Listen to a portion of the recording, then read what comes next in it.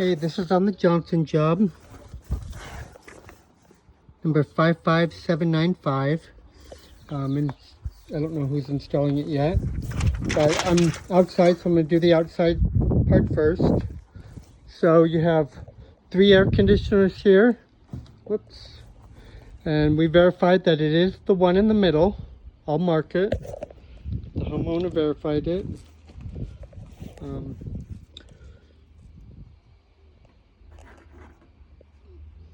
So I'm going to write replace right there. So out here, I'm going to flush the 7/8 line set. I'll give you 12 feet of 7/8 Rubatex. Going to have to put on a new big pad, and the homeowner is going to move the disconnect over here, and I'm going to order a new disconnect for him and a 4x4 box with a flat cover, but he's going to do the work. So you have more room in between the 2 air conditioners, so you're going to move it over.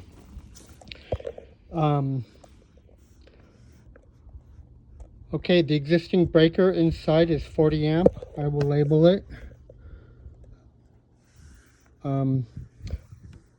And we do have at least 4 wires out here for controls, communicating. I'll pause it and go inside. Okay, replace this existing thermostat with an S40. Okay, so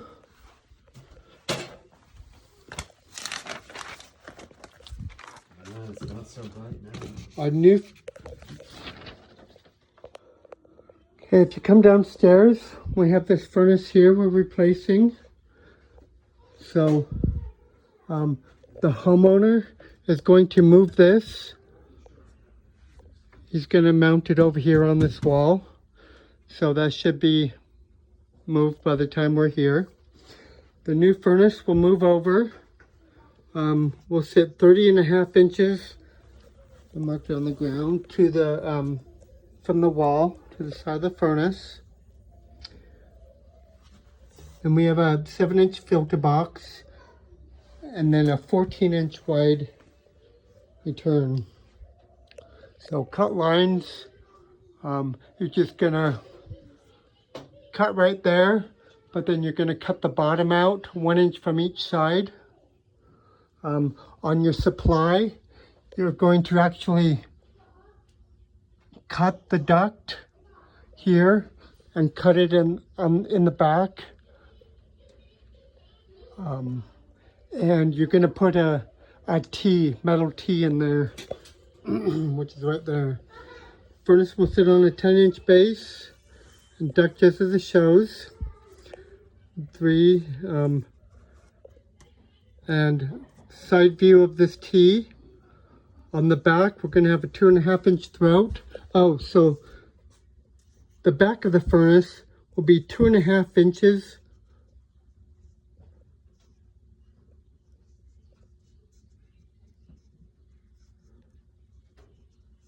So I reversed it. It's going to be 2.5 inches off the 2x4 wall, 2 inches off the sheetrock wall. I will adjust that, but just know you're gonna cut where the duct is. That'll be the back, and then you have a 2.5-inch throat. Let's see, 2.5. Oh yeah, that's right. Yeah, 2.5-inch throat. So that's going to be the back cut line where it is now. Sorry, I got confused because I wrote it wrong. Okay. Where was I? Okay. And then you have a canvas.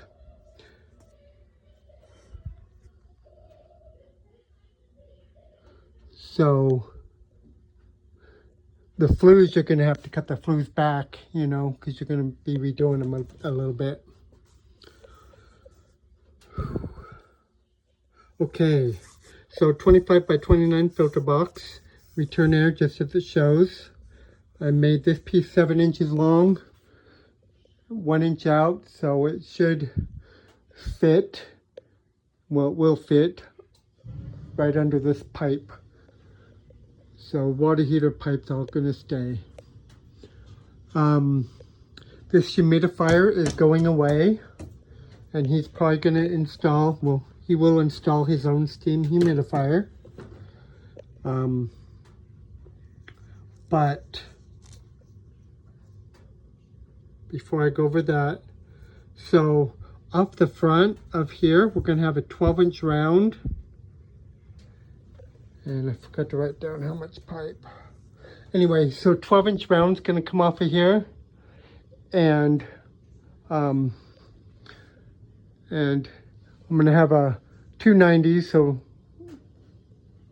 45 up and then 90, and it'll go to a U-shaped duct right here along this wall, and we're gonna upsize the grill on the other side to a 30 by 12 baseboard. And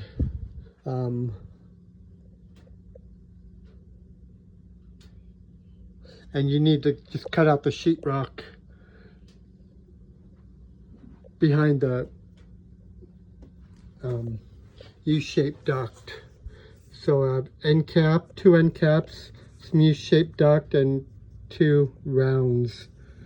And I'm gonna order, let's see, 5, 10, 15 feet of 12-inch round and 2 90s.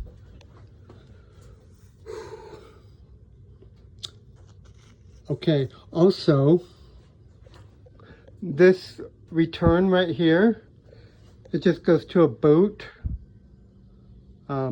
with the 4x10 supply register on the other side. We only have 10 inches in between the joist, so we can't upsize that to a 6x14 like Lance thought. So I talked to him and he's okay. We're going to put I have it written on the back of this, and I have so we're going to take this out, and I have the cut lines on the duct board, but we're going to put a 6x10 to a 10x10 90 right there, and with a 4-inch throat, and that'll go right against the sheetrock right there. And you know what? Shoot.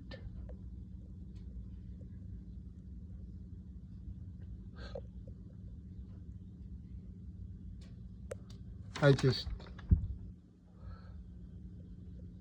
realized that my U-shaped duct is going to hit this 90. So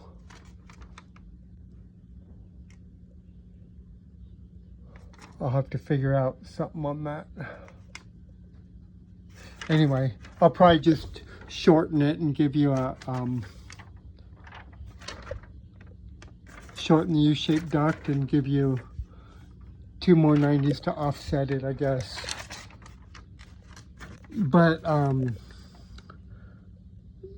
so, and then I'm going to give you a piece of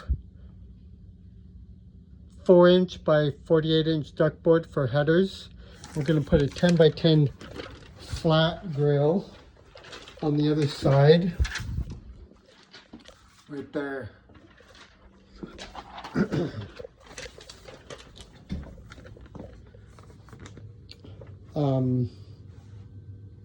Okay.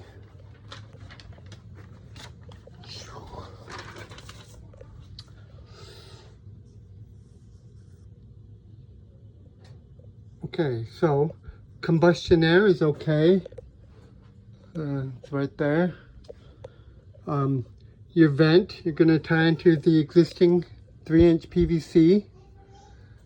And I give you 20 feet and a 3-inch coupling and all the fittings, so It should be enough. Your AC, oh, I just went over that. Oh, sorry, your gas, can you tell I'm frazzled? So your gas, so from the caulk, you're going to add a 2, and then a 90, and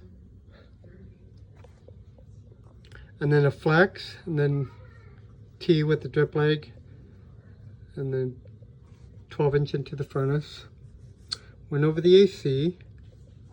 So your drain, so this is a tricky one. So the father is particular. So he wants just one drain here. So what we're gonna do is, see, I do a picture of it somewhere. Yeah. Oh, I do it right here. What we're gonna do is we're gonna have 1.5 PVC, and I'll give you a 90, and just cut off the bottom of the 90, and I'll give you some 1.5-inch 2-hole straps, 3 of them. But we're gonna do that, go behind the furnace, because you're gonna have 2.5 inches behind the furnace to the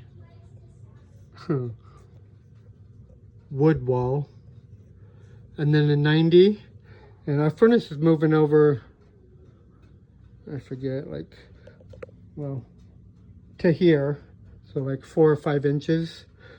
So your pipe can come over here and just come up, and so, and then we're going to have a 1.5 to 3-inch bell with a little sleeve. So what he has these 2 pipes coming from 2 furnaces upstairs. They tie into one, but we just need to go behind the water heater with those and drain them into our bell. And then our furnace and coil can drain into our bell. And he's gonna put a steam humidifier like right here, and then his steam humidifier can go drain into the bell. So that's your list of stuff. Thermostat, gonna put on an S30 thermostat. I went over the return airs already. I went over that already. Okay, so just know that this fitting here is on the back sheet of this sheet. I was using it as scratch paper, but then I ended up doing it good. And that's it.